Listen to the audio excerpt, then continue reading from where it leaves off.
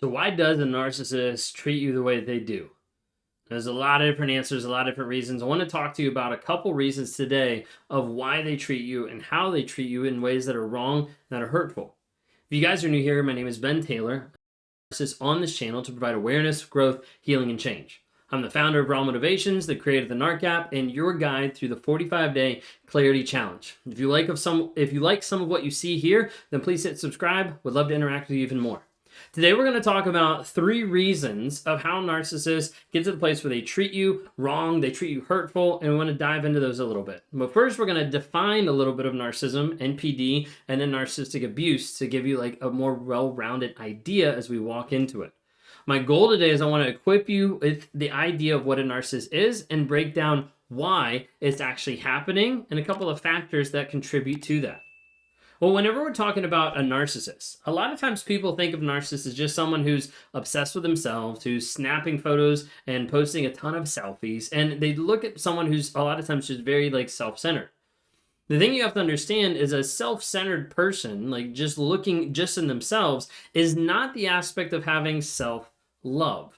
Now, when we talk about that, sometimes people think a narcissist is someone who's infatuated with themselves, in love with themselves, all those different aspects, when narcissism really is more of a self-loathing and a self-hatred towards the person that they're trying to hide. And that might sound a little confusing, but if someone had proper self-care and self-love, then they'd actually work on being honest with themselves to grow, heal, change, and develop. A narcissist typically is shown by having a long-standing pattern of having a high sense of ego, being really like brash, being really arrogant, like throwing themselves out there, like this is who I am, I'm the best person ever. Oftentimes we see it coupled with no empathy, not caring about your feelings, your emotions, not able to put themselves in your shoes of the things that's happening. We see a huge aspect of entitlement. Saying like, hey, I'm entitled to the things I want whenever I want it. It's the automatic compliance of like, give me what I want now.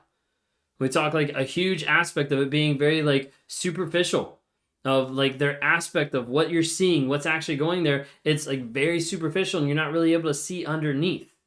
You see a huge aspect of narcissists that, can't handle criticism. Like every piece of criticism that you give or advice or idea is all taken as an attack. Often coming with all of that and to be able to hide from shame and guilt is the idea of I need to lie about it. I need to put out there that I'm a good person or that I have a great marriage or that I'm committed in the relationship when all those things are exact opposite. But I have to lie about it to be able to have the mask that makes me feel better than what's actually underneath.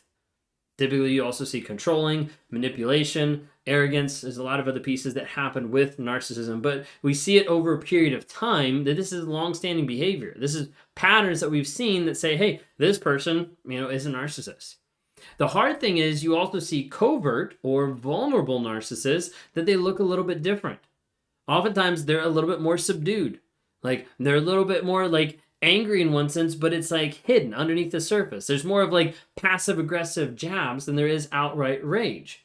They might be like mopey. They might be like having like, hey, like the world isn't good. Like everybody's out to attack me. And they come across a lot of times as a victim. The thing is, at the end of the day, a person can have both. They can be overt, they can be covert. They could oscillate back and forth. Like for me personally, I was more overt in the workplace. I was like, I know everything, I'm the best person. And then more covert in relationships where people would think that I was committed and careful and loving and all this stuff, but I wasn't behind closed doors. People could have both, okay? Or oscillate back and forth. Now, when we're talking about narcissists, there's a lot of narcissists out there. Period. There's just society that's part of the parenting structure that people have come out of, that have grown into this, and that are developing even more through ego, through different aspects of entitlement, different pieces that we've been putting into our culture for decades. And when we talk about narcissistic personality disorder, we're talking about someone who gets to the place where it is pathological, and where it's also someone who's got it's like a technicality of like the disorder is more or less like, wait a second, like they're under duress and they're impaired of like they can't actually process this. They can't actually work through this. The hard thing is narcissists don't really look like that.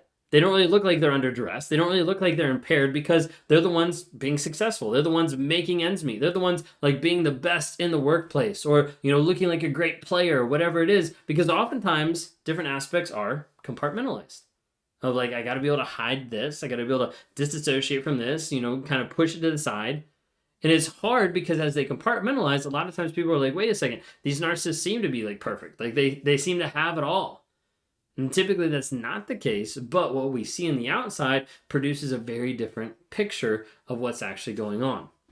Now, when we're talking about narcissistic abuse, I love like Dr. Ramani's like definition of it. Like narcissistic abuse, she says, a pattern of psychological neglect, dehumanization, and causing stress or physical harm to another person.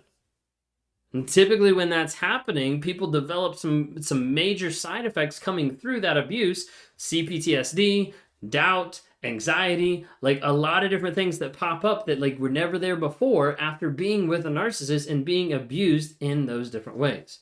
So narcissist, NPD, narcissistic abuse. Okay, so the 3 reasons of what's actually going on here, of some of the wrong and hurtful stuff, some of the stuff that's going on, is a lot of times a narcissist will treat you out of convenience.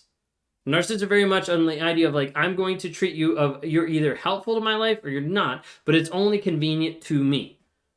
These are the people that like, hey, like I really want to be able to interact. Well, no, it's not convenient. But like when they want to interact, it's like, you better be on it right then and there. You better be responding.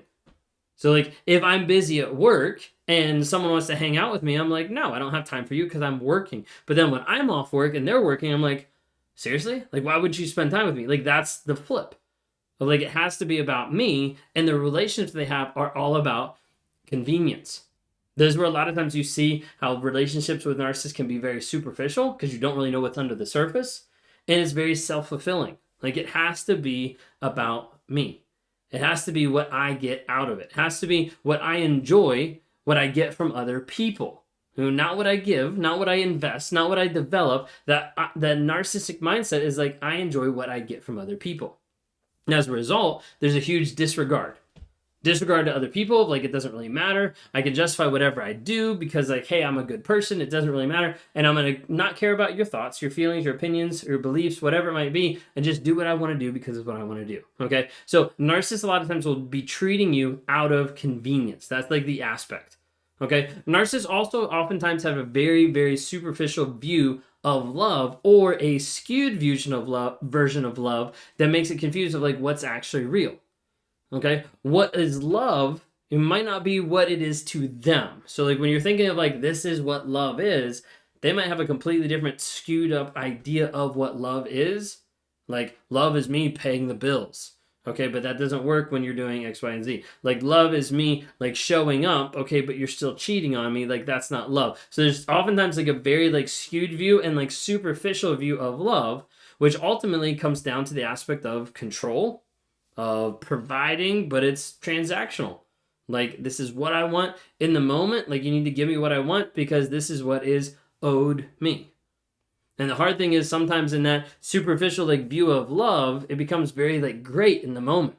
You know, people that are with a narcissist at the very beginning, like, wow, it's the best ever. Well, that's because that's the image. That's what they wanted you to see.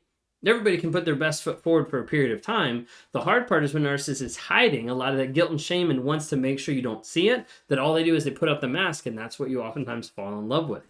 A very superficial view of love where they idolize you and put you up until it's not anymore and tear that down, and then you're struggling to figure out what's actually going on. Well, narcissists also push you away due to shame avoidance. Shame is the raging river that's going underneath narcissism. It's all about avoiding that, avoiding the possibility that I did something bad, which means I am bad. I have to be able to avoid that and get away from it as best I can so I don't have to deal with it, so I don't have to acknowledge it, and so I don't have to actually process that I did something wrong.